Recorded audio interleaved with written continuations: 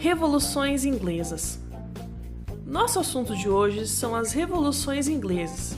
E antes de começar, eu queria dizer para vocês que vocês vão ver vários nomes de reis, de datas, um monte de informação, mas que vocês não precisam decorar, tá? São coisas que só estão aí pra gente se localizar mesmo. Não precisa ficar preocupado em decorar tudo certinho. Na Europa do século XVII, a maioria dos governos dos países era absolutista, ou seja, nós tínhamos um rei e esse rei ele tinha um poder absoluto, um poder que quase não tinha limites. Lembrando que quando a gente estudou o iluminismo, a gente falou que isso era uma das características do antigo regime, que os iluministas tanto criticavam. A Inglaterra vai ser um dos primeiros países a mudar essa forma de governar. Então vamos entender como que estava a Inglaterra naquela época. Na parte da religião nós tínhamos a Igreja Anglicana. A Igreja Anglicana ela tinha sido criada pelo rei Henrique VIII. O rei, além de líder político, também é chefe da Igreja Anglicana. Assim, o anglicanismo era a religião oficial da Inglaterra, mas também existiam católicos, presbiterianos, puritanos e outros protestantes dentro do país. O governo da Inglaterra, além do rei, era feito pelo parlamento. O parlamento, para nós aqui no Brasil, é o nosso Congresso Nacional. Nossos parlamentares são os deputados federais e os senadores. São os responsáveis por fazer e aprovar as nossas leis. Na Inglaterra, nós tínhamos também um parlamento. E esse parlamento ele era responsável também por fazer e aprovar leis. Você talvez já tenha visto em filmes e séries esses caras aqui de peruca. Então, eles são os parlamentares ingleses. Então vamos lá. Primeiramente nós temos a dinastia Tudor. Foram reis que governaram a Inglaterra, entre eles o rei Henrique VIII e também a sua filha Elizabeth I.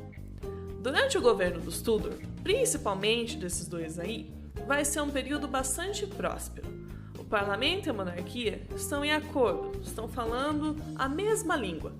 Assim, o rei não tem que interferir tanto e o poder do parlamento aumenta nessa época. As coisas começam a mudar durante a dinastia Stuart, com o rei Jaime I e seu filho Carlos I.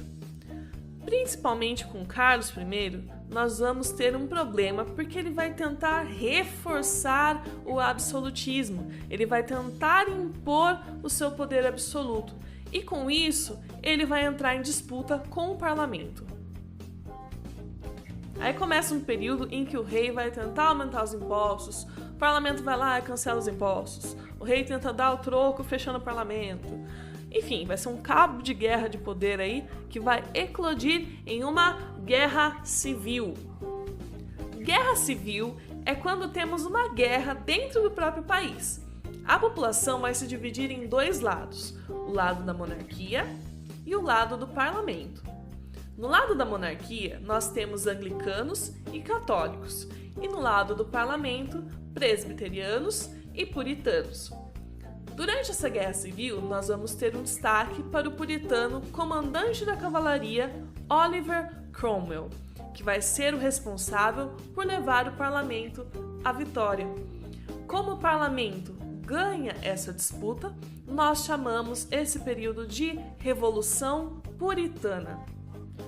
Com a monarquia derrotada, as tropas do parlamento, sob a liderança do Oliver Cromwell, vão decapitar o rei e vão abolir a monarquia.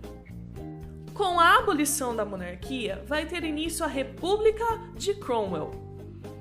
A principal coisa que vai acontecer durante a República vai ser o Ato de Navegação, que é uma lei que o Oliver Cromwell cria, que dizia que as mercadorias que entrassem e saíssem da Inglaterra deveriam ser transportadas por navios ingleses.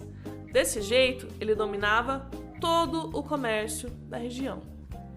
Cromwell, durante a República, vai acabar se tornando um governante autoritário. Ele se dá o título de Lorde Protetor da Inglaterra, que é um cargo vitalício e hereditário. Então, depois que o Oliver morre, o poder passa para o filho dele, Ricardo Cromwell. Só que o Ricardo não tinha a mesma força política do seu pai, Então, ele acaba sendo deposto pelo parlamento. O parlamento então vai fazer a restauração monárquica, ou seja, vai voltar à monarquia. E quem eles vão colocar no cargo de rei vai ser o Carlos II, filho do Carlos I, que tinha sido decapitado, lembram? Ele e o seu irmão Jaime II vão governar durante esse período. Porém, Jaime II vai tentar restabelecer o absolutismo de novo e vai se desentender com o parlamento de novo. O parlamento então decide derrubar Jaime II e no lugar dele eles vão colocar o seu genro, Guilherme III. Mas agora seria diferente. Para poder assumir o trono, Guilherme III teve que assinar uma declaração de direitos, a Bill of Rights. Nessa declaração, o rei aceitava ter seus poderes limitados pelo parlamento e garantia que o absolutismo não voltaria na Inglaterra. Por conta de não ter havido nenhum derramamento de sangue durante esse processo, ele é chamado de Revolução Gloriosa. Então, quais as consequências de todo esse processo? A primeira delas vai ser que a Inglaterra vai se tornar uma monarquia parlamentar. Isso significa que o rei vai ser um representante do país, mas que o poder político, o poder de governar, está nas mãos do parlamento. Por isso, é costume dizer que na Inglaterra o rei reina, mas não governa. A segunda coisa vai ser que a Inglaterra vai ter mais liberdade religiosa. O rei ainda é líder da igreja anglicana, mas como quem governa é o parlamento, existe uma separação entre Estado e religião. O anglicanismo continua sendo a religião oficial do país, porém foram toleradas outras religiões, bem diferente do que acontecia nos outros países da Europa, onde a religião da população tinha que ser a mesma religião do rei. Outra coisa que vai acontecer vai ser que a Inglaterra ela vai se tornar uma grande potência marítima por conta do ato de navegação criado lá pelo Oliver Cromwell durante a República. A Inglaterra vai começar a desenvolver cada vez mais a sua marinha, tanto para a guerra quanto para o comércio, ganhando o título de Rainha dos Mares e enriquecendo muito conforme o comércio marítimo vai se expandindo para cada vez mais longe. A economia inglesa também vai ganhando as características do liberalismo econômico, que era um dos ideais do iluminismo.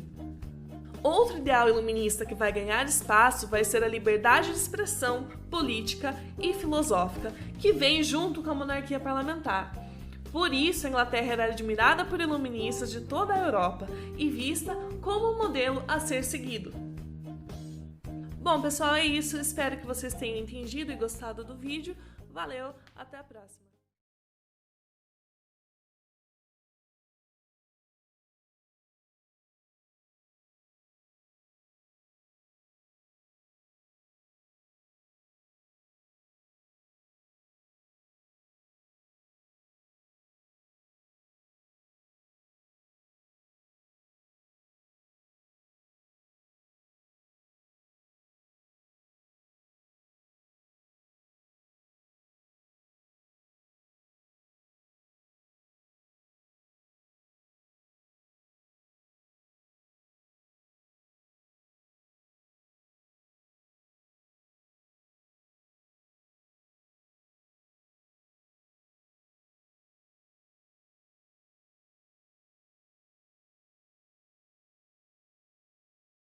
Baile nós a mídia, no baile os menor marola, aperta o balão, acende, puxa, prende, solta, numa mão tá o copão, uísque, Red Bull, na outra o lança perfume, encomendei mais um, com o tênis de mil, joguei o boné pra trás, não sei se hoje vou de Lacoste, mano, o trem Calvin Klein, as piranha me olhando, piscando a buceta, eu transo